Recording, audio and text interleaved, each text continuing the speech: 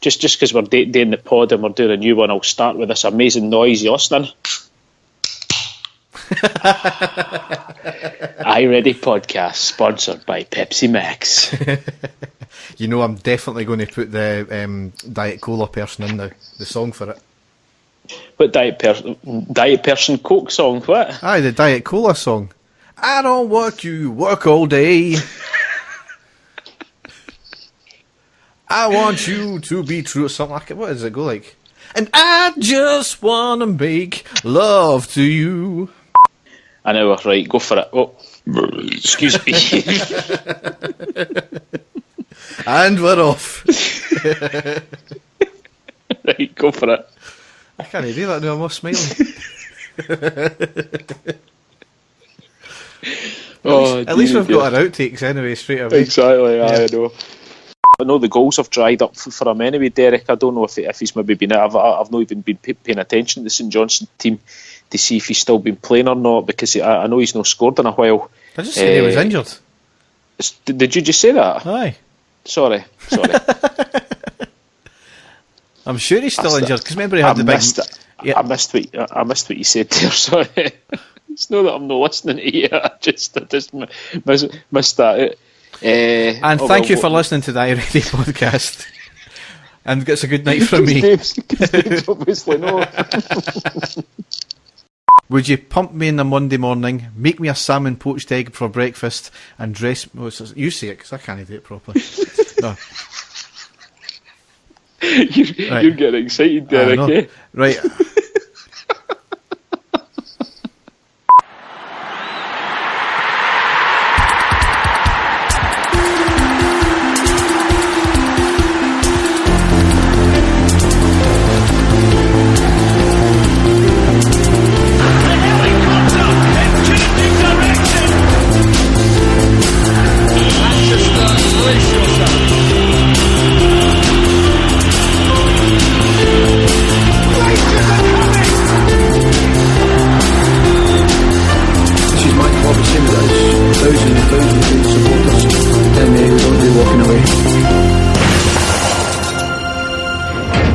Hi folks, and welcome to the next episode of the iReady podcast. As ever, I'm your host Derek, and with me is my co-host Dave. Good evening, Derek, how are you? Not bad, my friend. Yourself?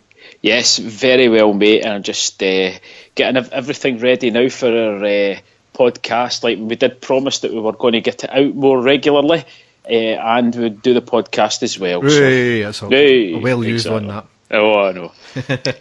Unlike myself, but yes, we did say that, and we've kept our promise. This week we'll try and keep it up as well, and obviously you'll notice a few changes to the pod with the new artwork. Yes, the new invigorated style of our podcast. Now we're trying to get it out as often as we can, do some new features. We've got obviously now our YouTube channel, which we had a wee bit of issues with to begin with, but it just turned out that YouTube thought I was spamming them, and that was about it. So. All right. Well, I've got to say to all the listeners out there who have been listening to us for a long time, it will be absolutely no surprise to them, but I have done absolutely no work, and everything is down to Derek. He's came up with a new logo, which is absolutely cracking. He's done everything on YouTube and basically does everything, and the only thing that I really do for this podcast is talk crap and look over a classic match. So if anybody wants to say well done, it's all to Derek. Everyone looks absolutely fantastic, mate. So credit where credit is due. Excellent. And enough of the praise there, so we'll move on now, and we'll go down the tunnel and onto the park. Do we really need to? Yes. Oh dear.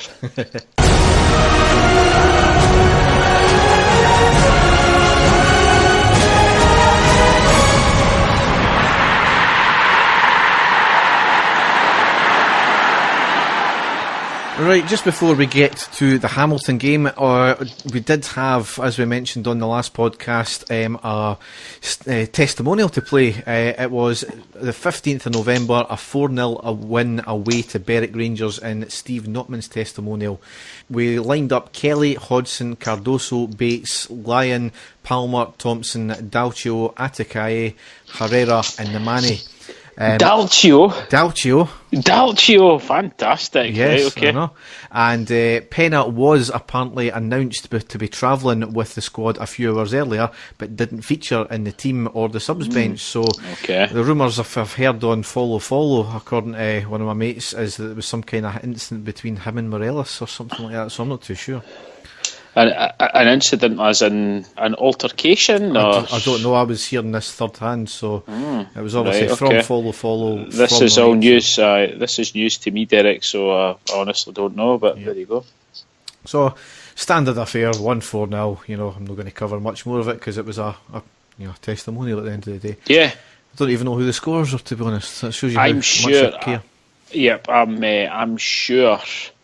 That I heard Dalcio's name getting mentioned as one of the goal scorers, but maybe that's wide of the mark. But I still can't believe that the guy featured because we keep going on about Josh Windass and saying there must be another left-sided player out there, and we keep saying is Dalcio that bad that he can't even get a chance of playing on the left-hand side? So maybe this is going to be his turning fortune, Derek. Who knows? Well, certainly we'll get into this in a minute. So yes. Saturday the 18th of November, unfortunately it was a 2-0 loss at home to Hamilton.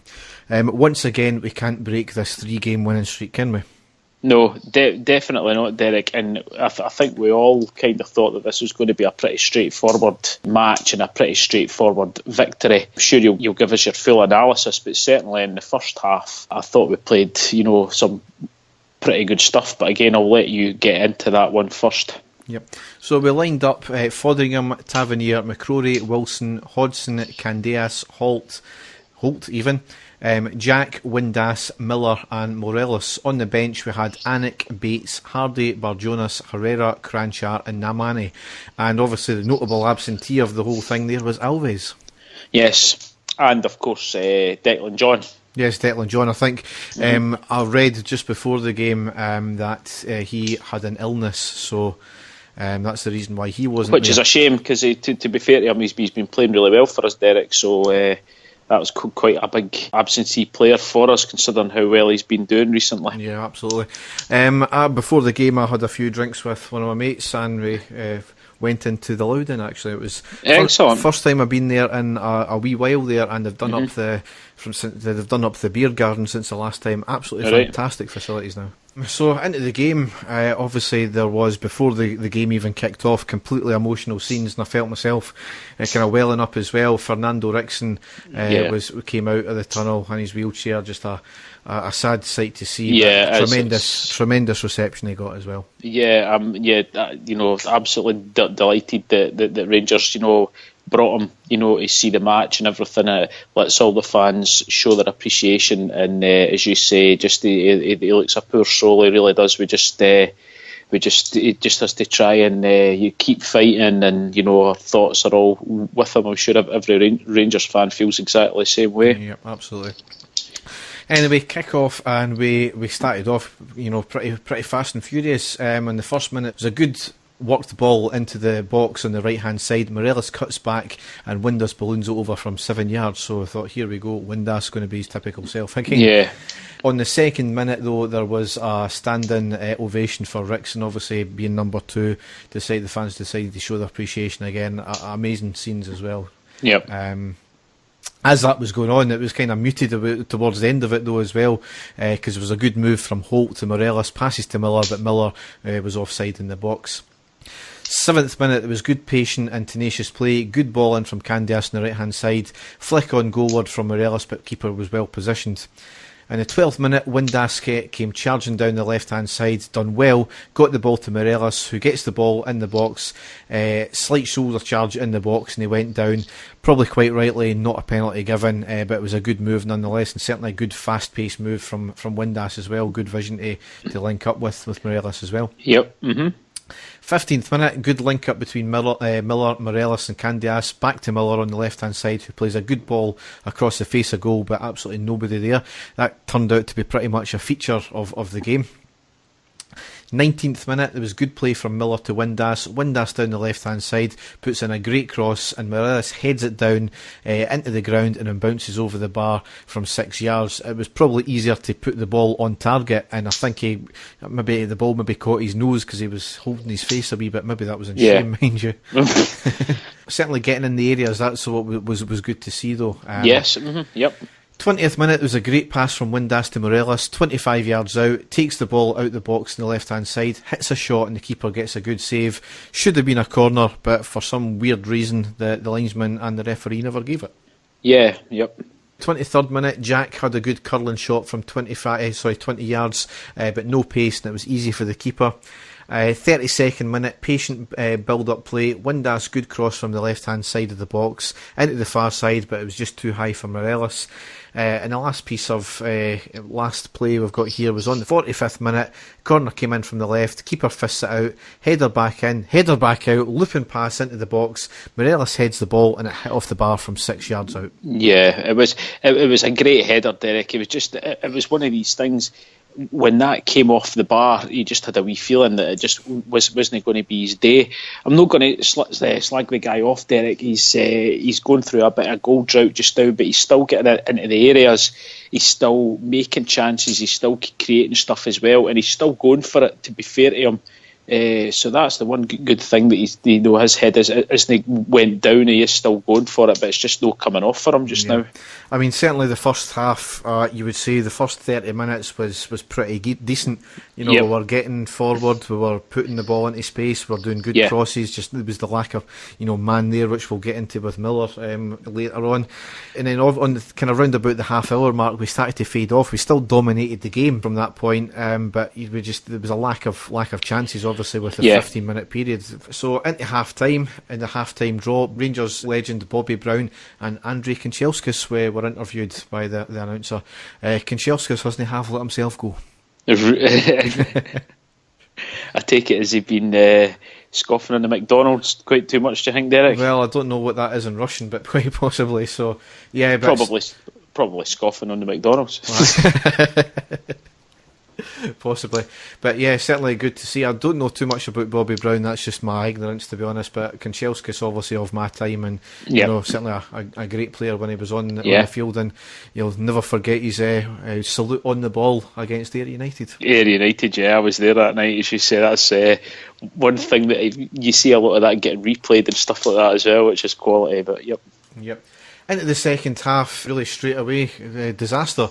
We had a corner, wasn't really dealt with by Hamilton. It was eventually passed back to McCrory in the Hamilton half. He tried to pass it back really to nobody in our half. It was a really short ball, no defenders there. Templeton was there, however. He was probably offside in the general sense, but obviously because it was our player that passed it back, it didn't count as offside. Templeton picked up the ball, ran towards the goal, rounded the keeper and into the back of the net. Absolute disaster for the youngster. I don't know quite what he was thinking or who he thought was there, Derek. As you say, I've looked back as well, and he was too far out, I think, to try and pass it back to the goalkeeper. So he's obviously thought that there has been another one of his players, in that area, and there's just no been. He's not looked properly. I don't know, but as you say, Templeton would never have thought in a million years that he would have got a chance like that, basically passed straight through to him. And he could run through. It was a good finish by him, to be fair. And to be fair to Templeton, he's playing really well just now for Hamilton. And, we said that we used to champion him, Derek, didn't we, a few seasons ago when he was there? We used to go on about him all the time, saying, this guy's got all the skill in the world. He just needs the right temperament. And again, maybe just another Michael O'Halloran type situation where playing for the big club doesn't suit him, but playing for the Weir club, you can see his talent shining. But again, it has to be a bloody ex-player that scores against us, doesn't it? So, I know it was a disaster for McCrory. Can't slag the guy off, Derek. He's been excellent since he's came in, and I hope he learns from it. Can't hang him out to dry, as you said. He's been immense, since he came in, and he was bloody good the rest of the game and before that as well. So one of these things, it was a youngster mistake. again, it kind of shows to the way our mentality is, though, in terms of we're always backward passing. We're always looking for the patient build-up rather than just going for it and losing the possession that way. We're always trying to keep possession and play backwards. I don't like that at all, and it's been one of the things that a lot of fans have got on the players' back for, quite rightly so, I think. So, but again, not hanging the youngster out to dry. Yep. Getting back into the game, 53rd minute, there was a good shot from Templeton again. It whisked just by our post. Yep. 56th minute was a good long ball up through the middle by Wilson. Decent first touch by Windass running into the box, but well played for the keeper. He was wise to it and he came running out and collected the ball just in time before Windass managed to round him. 58th minute, Miller lays the ball off to Hodgson, hits a shot, but it was actually a shot that ended up nearer the corner flag than the goal line. 60th minute, Hamilton cleared the ball off the line.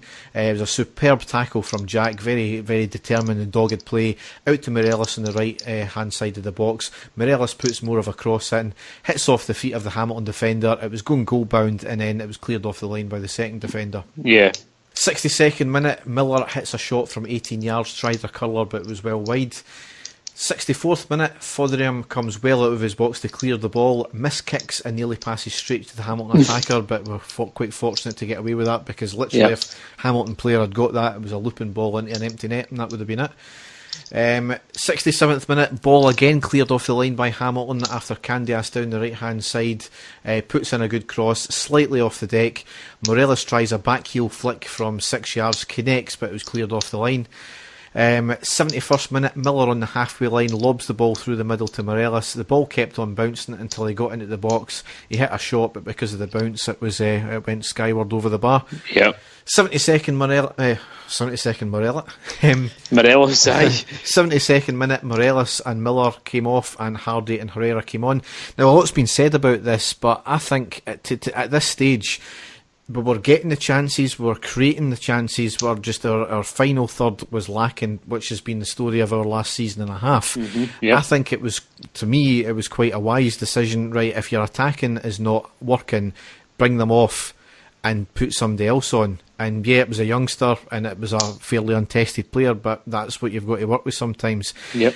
In terms of Miller, once again, David Edgar put it probably the best, and he said that Miller had been on a tour of Ibrox and he had seen every position apart from his own. It was a stroke of genius for him, for Graham Burt to bring him back in the Hearts game, because you saw how good he was, Derek, and he was well up for it. We knew it was going to happen. Ever since then, he's been back to the Kenny Miller of this season, as you say, tracking back, constantly trying to get on the ball far too deep and stuff. And I don't know about you, Derek, but do you not just think that it would be by far a better option to bring off the bench with half an hour to go, if we're struggling or whatever, rather than playing the full game? I feel that's the way it is. There's nothing coming off for him either just now. And I don't know. I know we've not got a lot of other options in there, but it's just very ineffective. Apart from that Hearts game, but it's going back to the way it was. Well, it's a case of it was quite clear that there was no. I don't know if it's the fact that there's no link up play between the midfield and the attack, and he feels he needs to come back and drop deeper and try and help them out. But what it then is doing is, any time Morelos is up there, he's up himself. So then he's having to then drift out to different positions to try and get the ball as well, because he's hold the ball up for nobody really. So it's a catch-22, and as much as Morelos, he works hard, absolutely brilliant, but he was bought as a goal scorer, and we've seen that at the start of the year when he had that support. He was deadly when he was getting that support, but because Miller is dropping so far deep, not playing his natural role as a out-and-out striker, he's causing havoc in the midfield and in the attack, and that's been a problem all year. Is the fact that we're getting the chances, but we're not making good use of them. So what's your solution then, Derek? Who do you play? Do you play an extra like an attacking midfielder and go for him up front with his own, or do you play another striker up front with him? I think one of the key things is the fact that between the two of them, when the likes of Dorrans, when he plays, he hasn't been the player we thought he was going to be. There's obviously Penner was not the player he was signed to be as that attacking midfield force. So we need some sort of a good attacking midfielder, and a lot of people were calling for Cranchard to come on instead of one of them. I think that came on later in the sub, but when we needed that wee spark in midfield. But Miller just needs to stick up front, and I think if he's going to play and if he's going to start, he needs to stay up front. But see, if he's not, he can't play. Simple as. And you've got to kind of give Herrera a chance, because he's not really been given a chance. He's been our most sub player this year. So yes. Anyway, back into the game. 78th minute was good link-up play by Candias and Tavernier. Tavernier puts a good cross into the near post and defended well for the corner. And once again, disaster struck. A minute later, on the 79th minute, Hamilton went 2-0 up. The Hamilton player holds up the ball in the middle of the park. He had just came on the park pretty much as well. Quick break down the left-hand side. Defence were chasing back. Simple square ball and a simple tap-in. Wilson couldn't keep up the defender. Hodgson was completely anonymous as well. He just was nowhere to be seen. He just couldn't keep up either. And I was that pissed off at this point. I walked out the stadium. Derek, I never thought I'd hear you saying that. Well, the idea was because I was going to the pub after it anyway, so I think most of the stadium walked out at that point as well. I've watched the game back since, and I think everybody just pissed off. We should not be losing 2-0 to Hamilton at this point. The rest of the game, I've watched it back, as I said. 81st minute, cross came in from Herrera. Windass header with little pace forces a good save for the keeper. 87th minute, corner came in and headed off the bar by Wilson. Windass came off in the 88th minute and the Mane came on. 89th minute, Herrera, a good turn and shot in the box. Good save by the keeper from the keeper's foot. And Hamilton got a player sent off on the 90th minute for his second yellow card. Can't have any arguments about that. And just after that, from the free kick we got from the red card, decent free kick by Tavernier, well over the wall, but a decent save by the keeper. 2-0, as I said, we should never be losing at home to Hamilton, and it was their first win at Ibrox on league business for Hamilton in 90 years. Yeah. I'm going to give Hamilton a wee bit of credit here, their management team, who have basically watched us this season, because something that I noticed for your commentary there, Derek, is probably our main two creative players this season, certainly where the vast majority of the goals have came from, have been from the right-hand side, in Tavernier and Candias. And I was listening to your commentary there, Derek, because I had picked up on it after I watched it back. Was, you basically mentioned the two of them in the same sentence there in the 78th minute, whereas the rest of this season, they've had a lot of the ball. There's been a lot of crosses put in by both of them. They've caused a lot of problems, and as I say, the vast majority of the goals we've scored have been them that have been supplying it. So Hamilton obviously done their homework. They knew on the left-hand side we were poor, Hodgson and Windass poor, because when I text you during the match, you said that you thought in the first half our sort of best player at that point had been Josh Windass, and I thought to myself, they've obviously made sure that our right hand side is getting cancelled out, so if we've got anything that's going to come down the left hand side, and they're really not going to be getting that much that many problems caused down the left hand side, because we're not strong there, Derek, at all. And as I say, with Hodgson playing, you said it was anonymous most of the match. I can't really remember him doing anything when I watched it back. Pretty poor, but he's been out for a long time. But again, he's just a squad player, and that for me, I've been saying it for a while. I know we need somebody to score goals. I just feel that if we had somebody strong, a better player on the left hand side that could cause a lot of problems, we would score a hell of a lot more goals. And again, it was proved there. And Hamilton basically just had to try and defend it, stop us from doing anything on the right hand side, and they've got a pretty straightforward victory against us, let's be honest. I mean, I'll probably get ridiculed for this, but I did think Windass was actually pretty good in the first half, but he's done his usual thing when he's been at Rangers. Had a decent first half, and the second half really anonymous. He had obviously a couple of chances, but that was about it. You said about the left hand side, I think the more worrying thing is down the middle. We had very little down the middle. And see, when we did, we had put long, high balls up through the middle, and it nearly caught the defence out for Hamilton a couple of times. Yeah. But we need that creative spark in the middle of the park who can spray it out left, spray it out right, play it down the middle. We're very one-dimensional, I thought, and we kept putting crosses into nobody, which again we've discussed with the attackers. I think a lot of that is down to Miller playing out of position. For me, these players, see any other game, I would have said, right, we lost that game, but we created loads of chances. We were by far the better team, I would have said. Hamilton, apart from going up to park twice and scored twice, they done fuck all. But at the end of the day, that's the name of the game, score goals. Mm-hmm. So they done their job very well. They defended and caught us in the break. And, one of them was a bad mistake. But it's where we are just now. It's not good enough. Something needs to change big style. I think a lot of these players just haven't got the mentality in Rangers to win constantly. I think that, who was it that came out? I think it was maybe Windass himself, was it not, came out before the game and said it's quite embarrassing that, we're talking about, winning 3 games in a row. I think it's got to these players, the fact that they can't do it. And that's a sad state of affairs to be in. And I don't know what the solution is, because that's now the third set of team that we're playing like this, and it's the exact same way we're playing. And we need to have that spark up front, because how many times have we played throughout the Warburton era, even the McCoist era towards the end, and now the Kashina, and now the Monty era, where the players just cannot break down a defence? Again, it comes down to, Derek, it's, you've said a lot there about Kenny Miller dropping back constantly.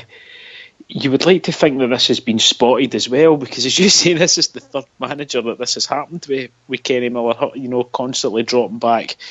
So I don't know what's being said. I don't know how much influence that Kenny Miller's got, in the way the team's playing or the way that they should be playing. I know that he does have a big influence on a lot of the players. As you say, does he feel that the two guys in midfield at the moment aren't the answer, going forward? So he's having to, he's trying to do that himself. Is that what he's feeling is? I don't know. I honestly don't know as well. The likes of Cranchar, you spoke about him saying that he might have been a better option. Cranchar's not played in a long time either. It's we're in that state at the moment where I think at the even about a month ago, when Pedro was still there, if they'd have said a month on, the likes of Pena and that will be playing regularly back to full fitness and he'll be the sort of key creative player that we're looking for. But as you say, that there's something happened there. I've got a wee feeling we'll not see Pena again playing for us. So it's quite worrying just now, Derek, because our two midfielders are hard workers, but they're not creative midfielders at all.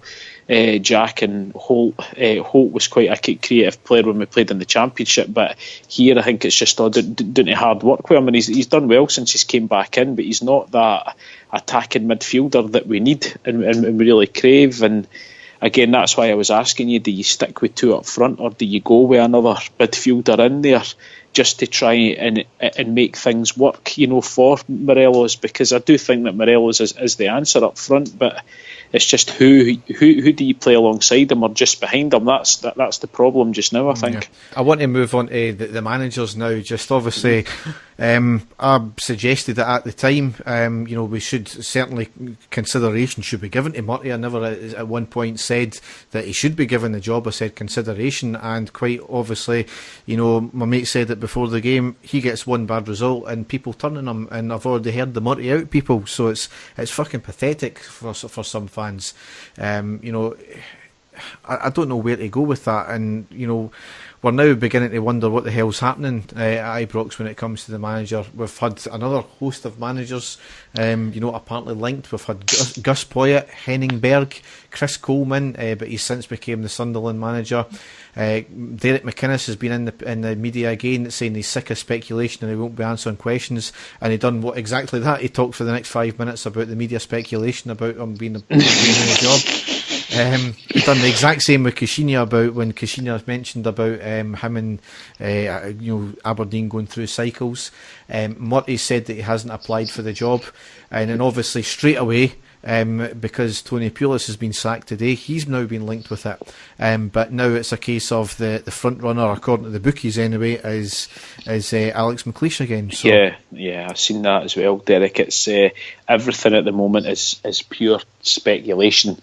They've all actually had their AyeQ sent in, which we'll talk about that later on about all the managers, the sort of pros and cons there.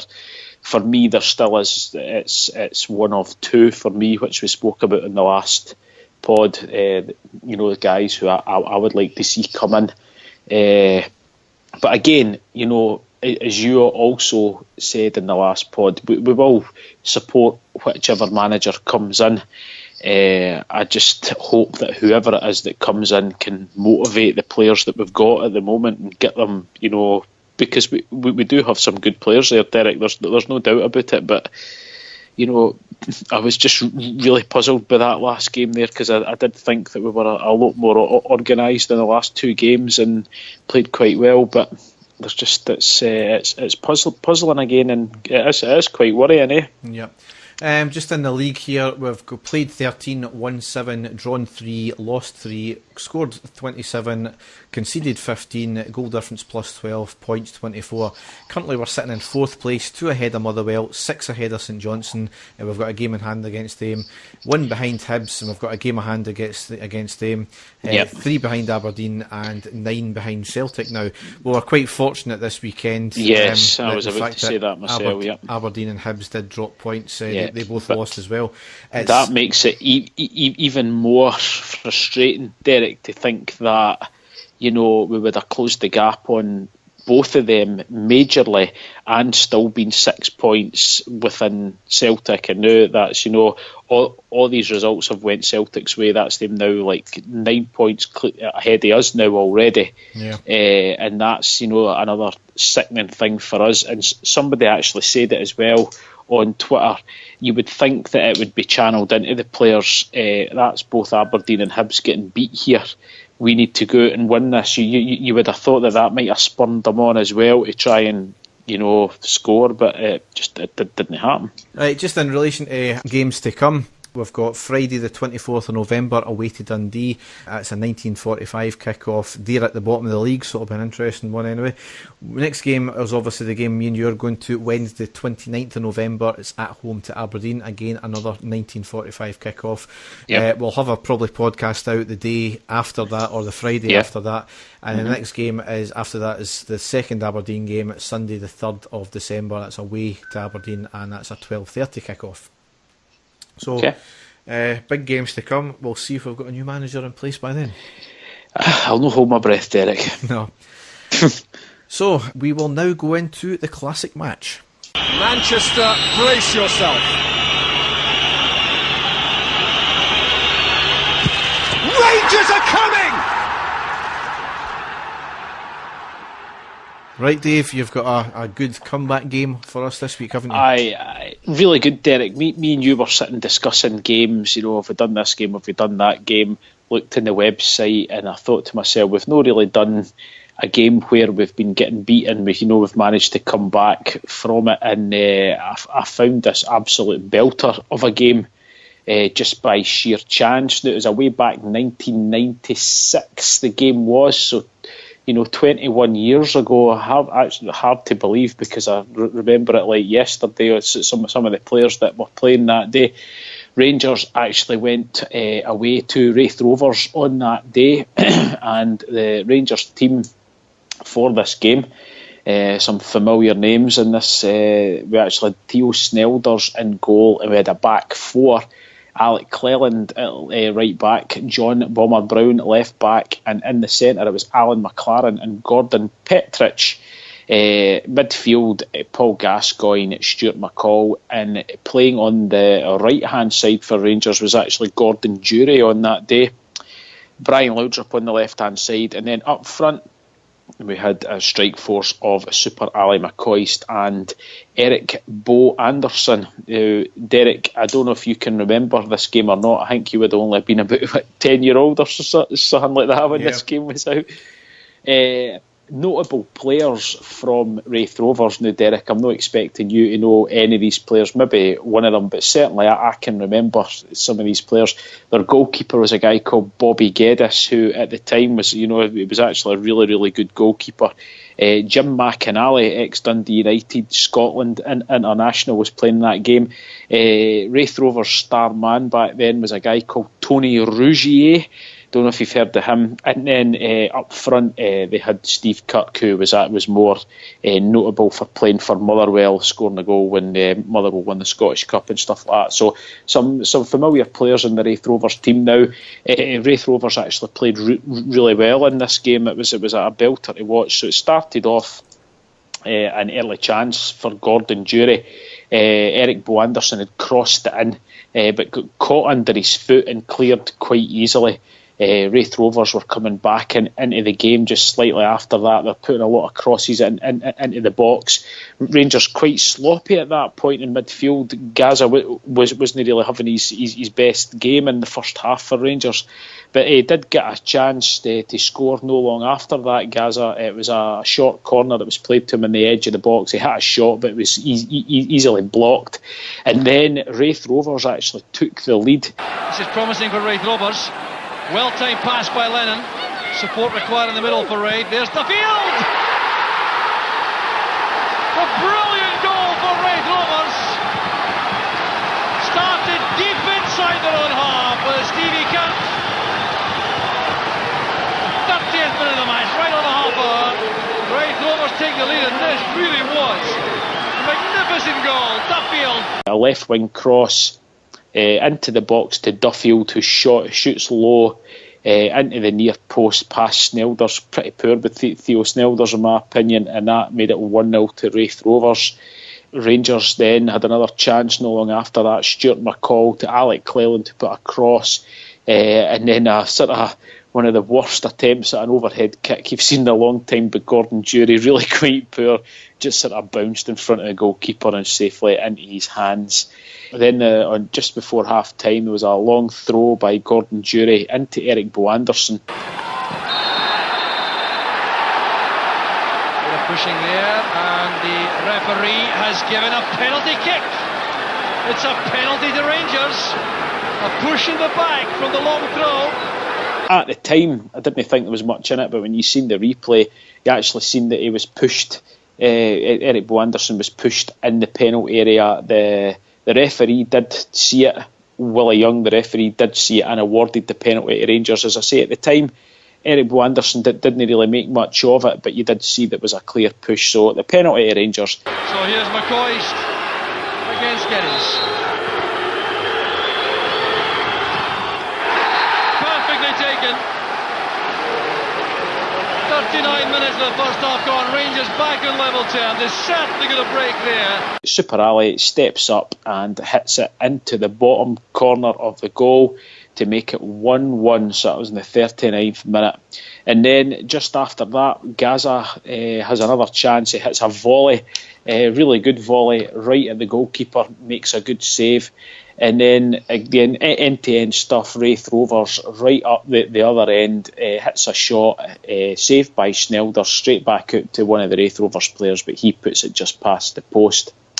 Then there was John Brown, a fantastic turn in midfield and plays the ball through to Brian Laudrup on the left-hand side.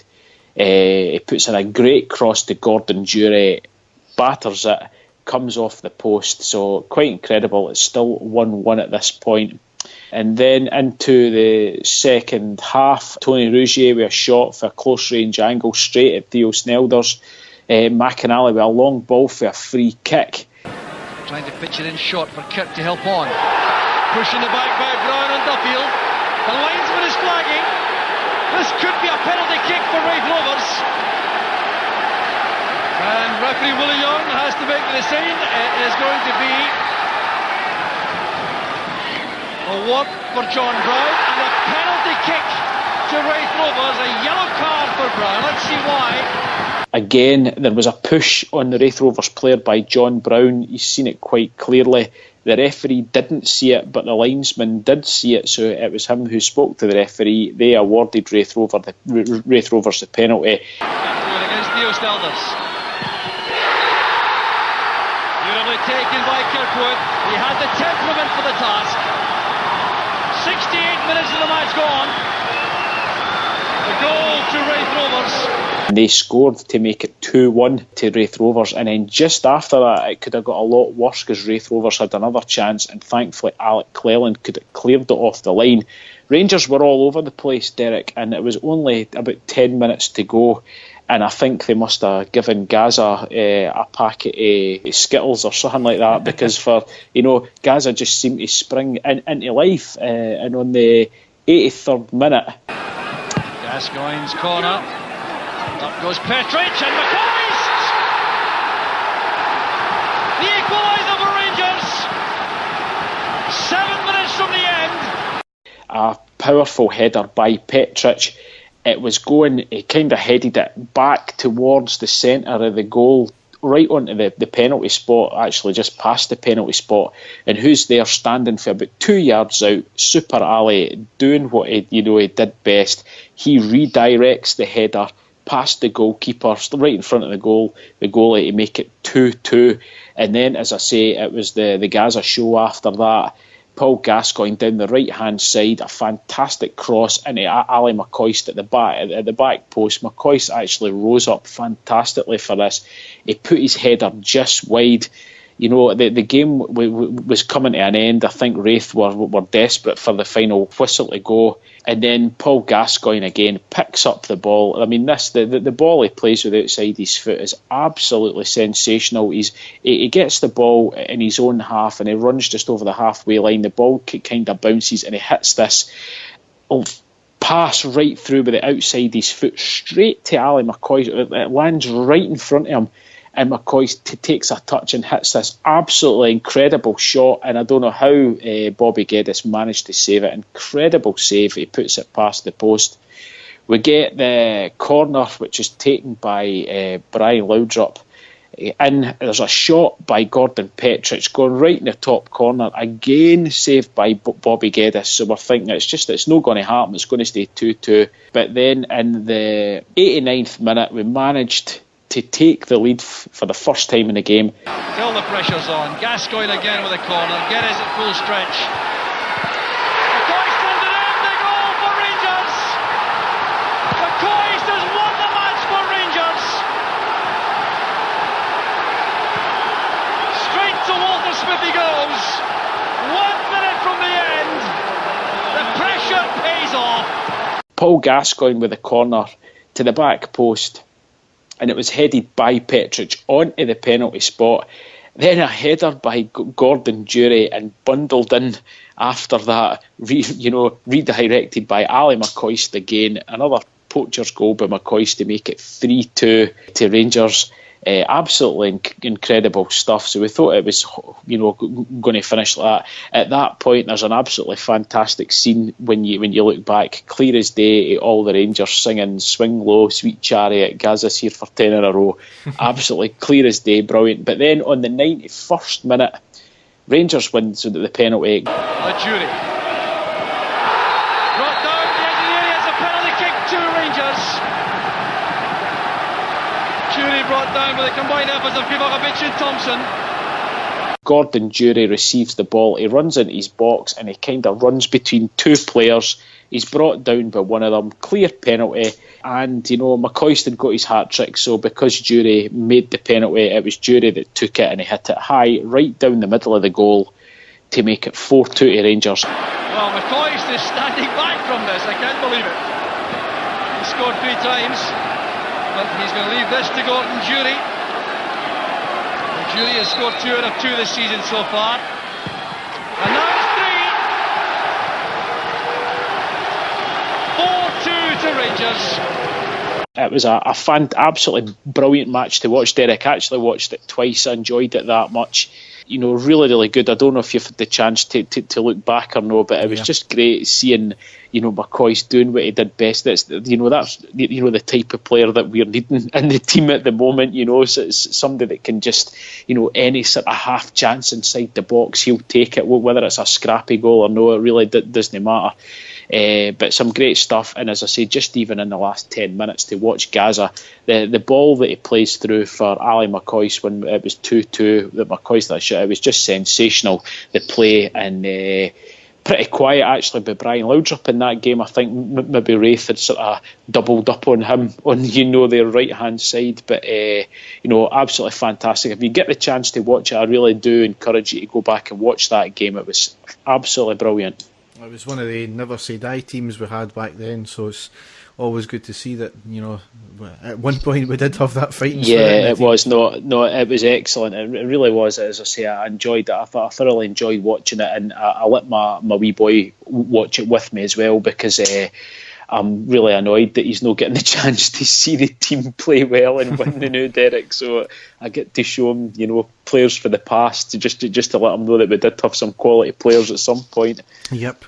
So the next time we do a podcast, there'll be a classic match, but we're going to change it around slightly, and we're going to put the power in the listeners' hands. So we'll be putting something out on Twitter, maybe 3, 4, 5 days before we do the podcast, and we'll give you the option of what classic match you want to do. Excellent. So we will now go into the news.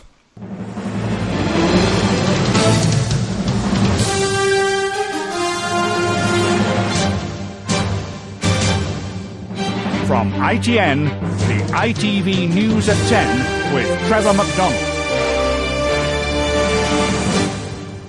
So really not a lot to speak about, because obviously we've done the pod so short a time ago, which is hopefully going to be the new form for the podcast. First thing I've got here is Rangers, along with Aberdeen, Celtic, Hamilton, Hearts, Hibs and Killie and Motherwell, have been given elite status in the new SFA Project Brave structure.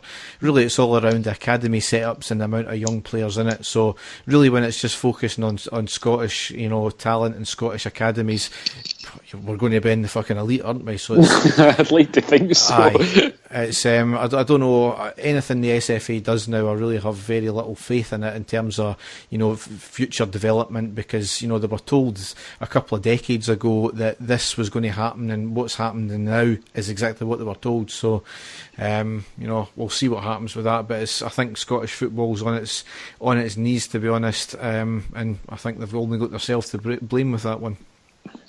But at least they're trying, that's all I can say. Well, yeah, that's right. But I don't know where you're getting that for, Derek, because, we've got the greatest club in the world playing in our league now. What, Hamilton? Or so we're told on an hourly basis by the mainstream media. Aye, of course.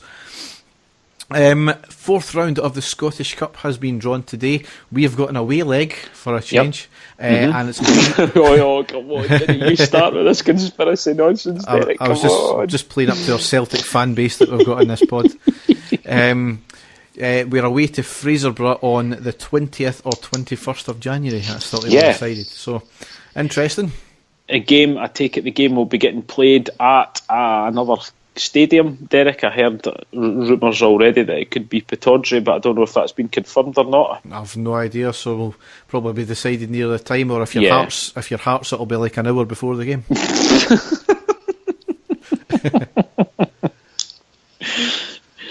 Okay. I've never known any club to be given so many chances to get a bloody fixture arranged. That was quite incredible, but we'll leave that one there. Yeah. This next one is the completely frustrating and idiotic part of the Rangers fan base. Wes Foderingham put up a picture on Instagram of himself from the most recent Old Firm game where a smoke flare was thrown at him. Some fans had a go at him on Twitter for posting a picture of the fact that Rangers got defeated in that game.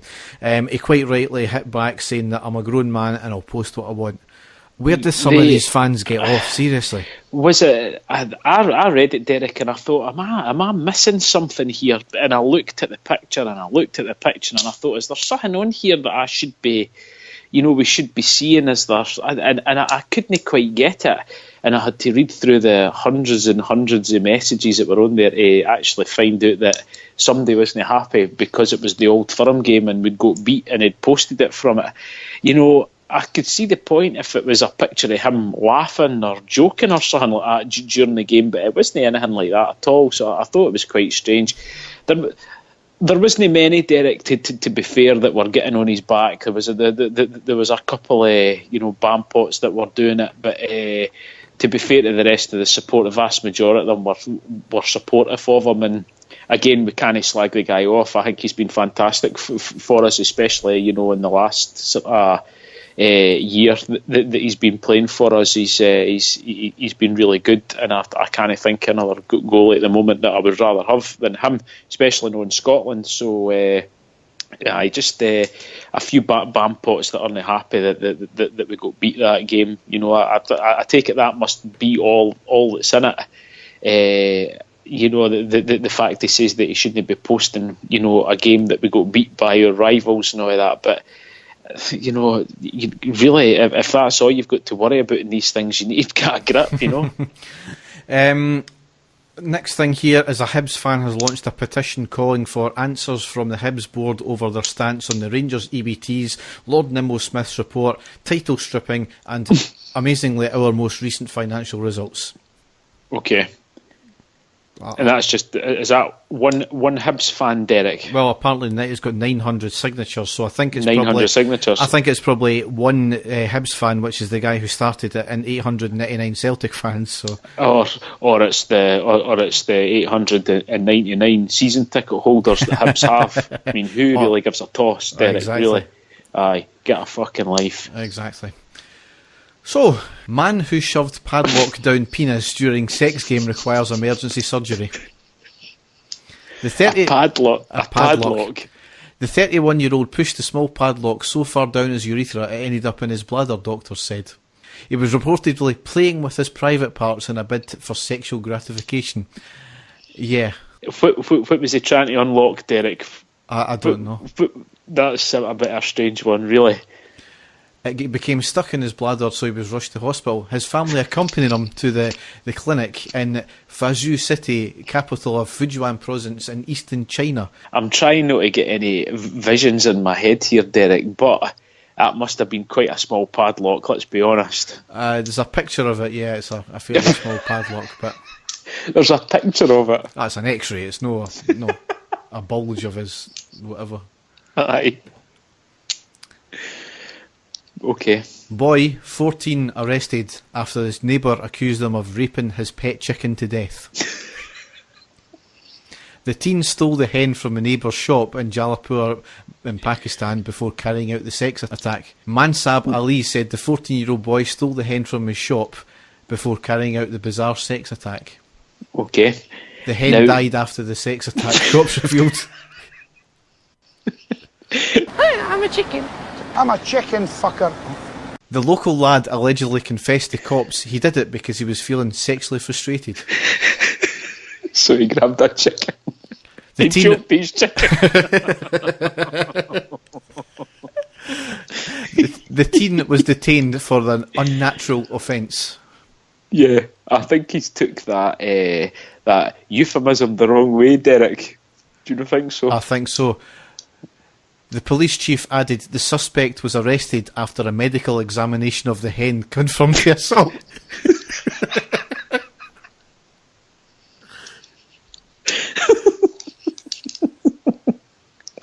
It's the fact you said the chicken subsequently died after. Oh, nightmare. Right, let's get into some more normal stuff now Right, we'll get into some more normal stuff now with the AyeQs. First of all, I'll ask you this one, Derek. This is from Jordan Kerr. And he asks, how many players do we need in January to at least secure second place? I originally thought 1 or 2, but now I feel it's about half a dozen. It's a difficult one because I think the players have got talent. It's just about some of the players have got talent. As I said before, I don't think they've got the mentality to play for us or win, for that matter. You're looking at, trying to keep, I would say, Declan John, certainly. Try and tie him up. But he's obviously here for the rest of the season anyway. Mm-hmm. I think we need the midfield sorted out drastically, and we need an Yep. out-and-out penalty box striker. I think his initial assessment of maybe 2 or 3 players wasn't far off. I wouldn't say half a dozen. I would certainly say maybe 3 or 4, though. Certainly at the attacking in the midfield, and certainly a left winger as well. That's what we need to sort out. Yeah, I would agree. I got slagged off by a guy that I know very well who was wanting to come onto the pod at some point. A guy that I know called Scott, who's a big Rangers man, and when I put it out, he's like, you're going to try and convince everybody that Louis Moult's as good as Messi, just for the way that I've been going on about him, Derek. But I still feel that if we'd have signed him in January, we would have scored a hell of a lot more goals than what we have. I know that hindsight's a great thing, but he scored 2 away at Pittodrie on Saturday again, Derek. And we're still hearing this absolute, stupidity for people saying, he's no Rangers class. Absolute nonsense. The guy's scoring for fun with a Motherwell team where he's playing as a sort of, the main striker.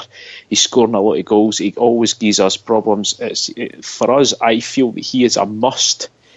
But again, it comes down to how much money we've got, how much money we're going to have to pay, for a manager and everything like that. But I'm the same as you. I think 3 players initially, and that would be a striker. If we could get Moulton, another midfielder, either that or Dorrans really needs to get back to fitness and do what we thought he was going to do, and we definitely need a left-sided forward player, somebody in the same role as what Candace does for us on the right-hand side. So I would say 3 at least. Yeah, I mean, Jordan does go on to say, do you think guys like Moult, McLean, Walker and Naismith would be good enough? We've bought O'Halloran, who was St Johnson's best player, and look how that turned out.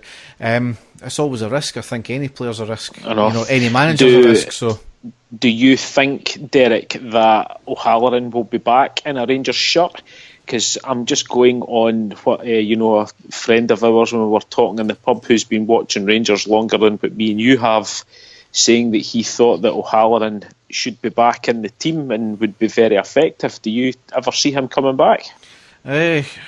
It's just obviously different circumstances now that Kashina's out the door, so never say never. I mean, certainly he's out with an injury now, so it depends on his form when he comes back. I think he's only on loan till January anyway, is he not? So, right, next one we've got here is Snagster from the... Oh, no, I really didn't want to answer this one, Derek. We Welcome the Chase podcast says, would you pump me on a Monday morning, make me a salmon poached egg breakfast and dress me ready for work?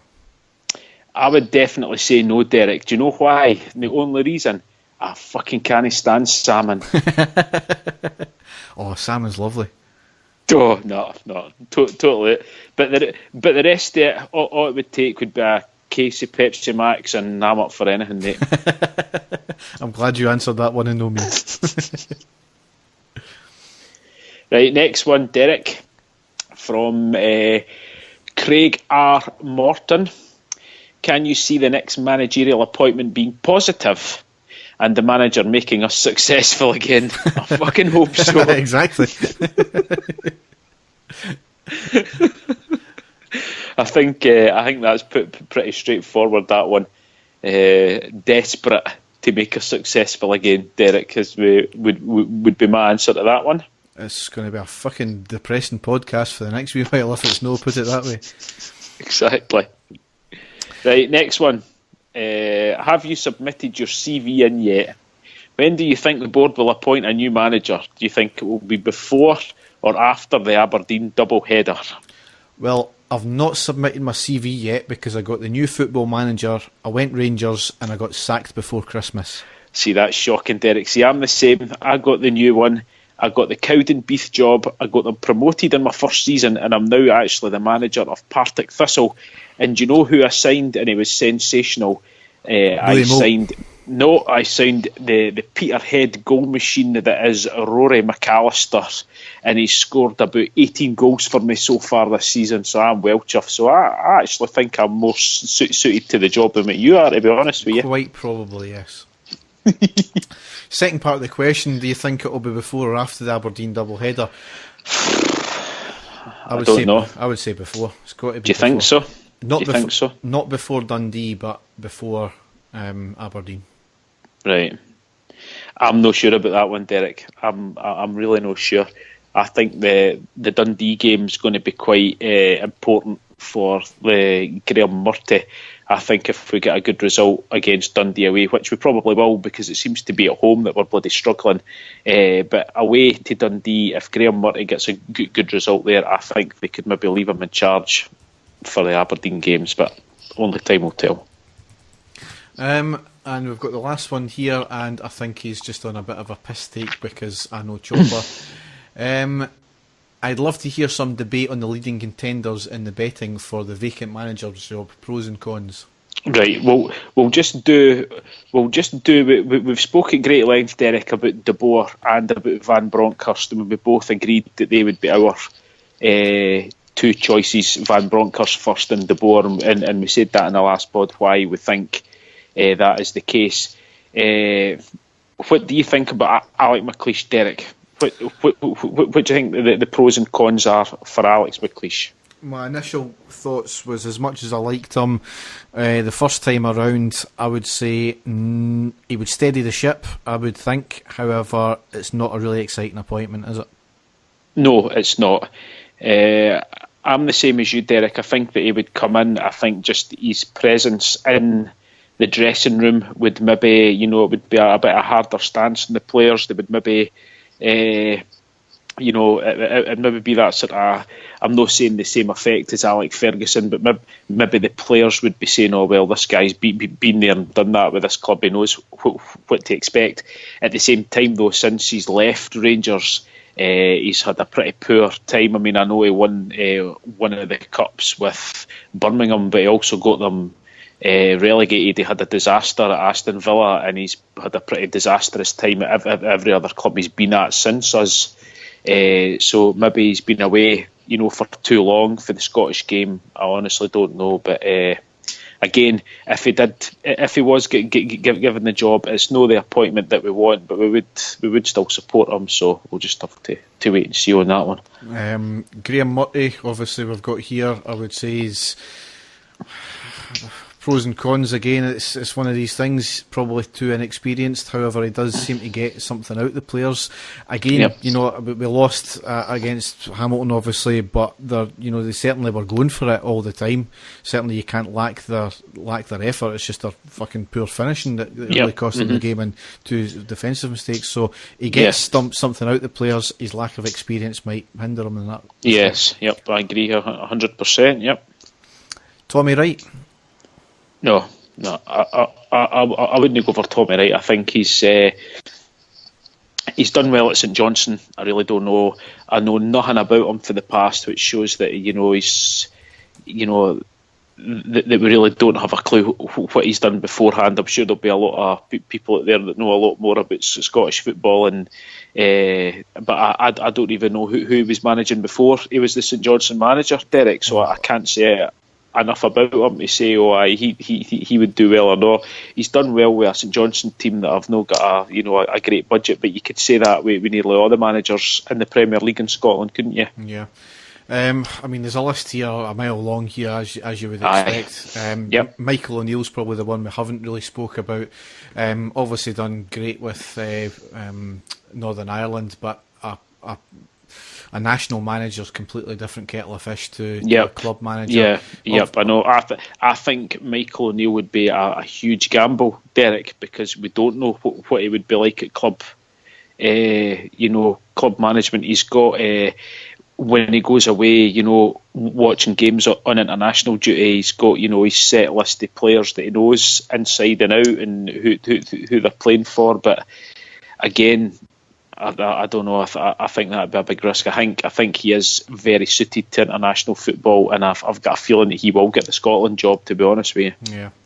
There's no other many that we haven't really spoke about. Obviously, Tony Pulis. That's obviously the new one that's kind of came out today. Yes. So, it's not looking at his kind of managerial stats. It's no very, great, is it? He's a very defensive manager, Derek. He comes in and he gets his team really difficult to beat. That's really what he does. He sets his targets out in the Premier League. I watched a big thing about him the day on Sky. He sets his points target and he's hell bent on getting the points target. And, you know, to be fair to them, they've been successful in getting that. But once they get past that, you know the certain target that he's set, there's really nothing from them. They're not an attacking team. None of the teams he puts out have ever been attacking. They are there basically not to get beat. You know, so again, maybe he would do well here, I don't know, but I think he would be on a lot of money as well. I think he would demand quite a big wage also, you know. Yeah, I mean, looking at that as well, as he's never actually won anything as a manager. Yeah. He's been runner-up to the football third division, the playoffs. He obviously done fairly decent with Stoke, getting them to the Championship runner-up. He got, you know, Stoke promoted, obviously, but and obviously the FA Cup runner-up. But you look at his kind of win ratio; it's not been the greatest, is it?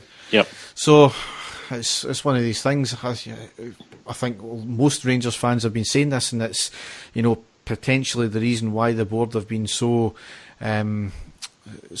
hesitant to appoint anybody, because the pool out there isn't really that great. So. Yeah, and again, it makes me think, Derek, and again, maybe we said it in the last pod, are they waiting on something happening? Are they waiting on a manager whose team is currently, you know, doing something, or, you know, in a competition, and they're waiting for it to finish, and, you know, stuff which, again, I keep thinking about Van Bronckhorst here, but again, we'll just have to wait and see. I think that's me just hoping rather than what actually, you know, is actually going to happen.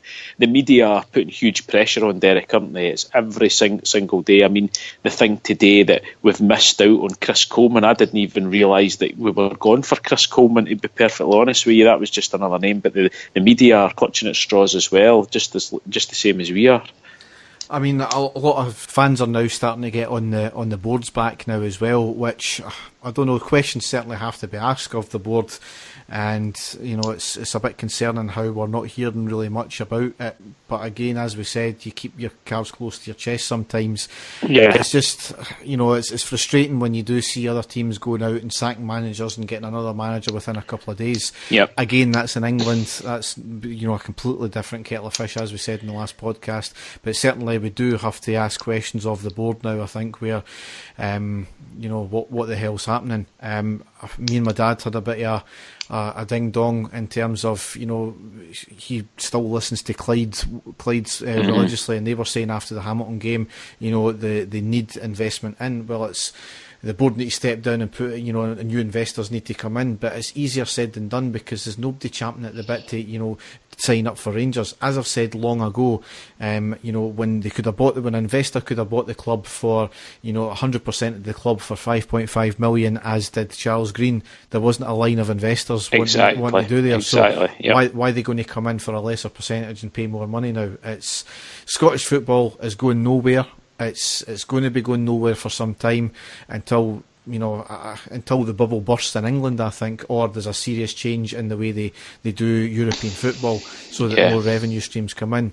I don't see how much a big investor coming in. There are probably markets out there that want a play toy, as my dad would say, but we really don't want that, because as you look at some of the clubs in England, you know, there's foreign investors come in and they are literally just play toys, and they really don't give a shit about the club, its history or anything like that. So it's, you know, the one good thing is, you've got to say, is, you know, the people who are in charge of the club just now, you would like to think that they've got Rangers at heart. And I think that's the only thing that's kind of keeping us going just now, I think, Derek, is that the people that are there we like to see as being Rangers men, and they do want what's best for the club. And, you know, it's good to now, considering the amount of dire things that we're hearing about the finances still, is that it is still Rangers men that are in there. It's maybe the only saving grace that we've got. Yeah. So it's one of these things we'll just need to wait and see. That kind of wraps up the podcast. So, as I said throughout Twitter and at the start of the pod, we are making a few changes to the pod. We've probably went a wee bit over our set time limit tonight anyway, but it's not as bad as what I thought it could have been. We are making changes. We're going to have some features out on YouTube, hopefully. We're certainly not going to be doing a We Welcome the Chase show or faces thing. Certainly you don't want that. No, definitely not. We're going to try and see what we can do in terms of different features. Podcast out a wee bit more regularly. Certainly no longer than 2 weeks. We're going to try and do that, and we're going to do a few different more interactive things with the classic match as well. So thanks for listening. Thanks for the feedback you gave us as well on the poll I done. We're taking it on board. We're making the changes, and thanks for listening. Yes, thanks again, everyone. All of your feedback is appreciated, and any time any of you get back to us, especially with the AyeQs and stuff, it's great to hear that or see that there are people out there that are listening and following us. So we'll do our best, and again, Derek, you've done a fantastic job so far, and it's something that I'm really happy to be a part of, even if it wasn't as regular as possible. But we will try and get that changed. So anyway, all the best, and here's hoping that we get 3 points on Friday. Absolutely. Yeah. Catch you later. Bye. Cheers. Bye.